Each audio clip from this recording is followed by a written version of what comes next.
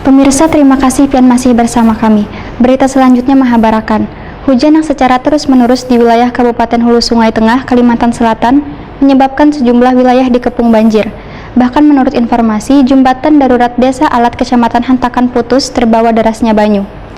Cuaca yang masih hujan sehingga debit banyu pun mengalami kenaikan. Nah pemirsa, berikut untuk kabar nang selengkapnya.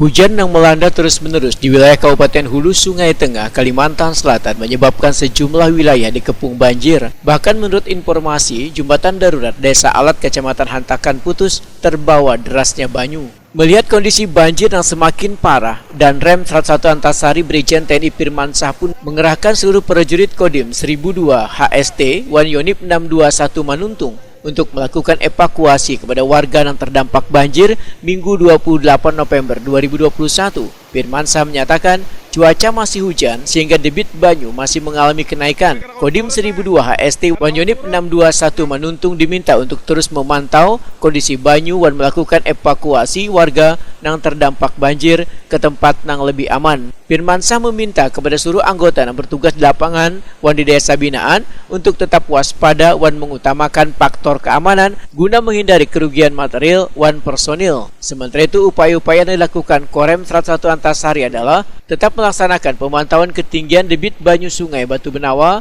Sungai Barabai, Sungai Batang Alai, dan Sungai Haruyan. Selain itu, tetap melaksanakan evakuasi terhadap warga wan santri yang terjebak banjir, menghimbau warga yang berada di daerah aliran Sungai Barabai untuk sementara waktu tinggal di rumah keluarga yang aman, mendirikan tenda posko tanggap darurat bersama BPBD wan Polres Hulu Sungai Tengah di Stadion Murakarta, Desa Mandingin, Kecamatan Barabai, membantu pengungsian di Stadion Mandingin, Masjid Sulaha, Masjid Agung, SMA 1 wan Gedung Juang, mengamankan personil wan material Kodim 1002 KST Wanyonip 621 Manuntung, serta berkoordinasi dengan instansi lainnya dalam penanggulangan banjir. Saat ini banyu mengalami kenaikan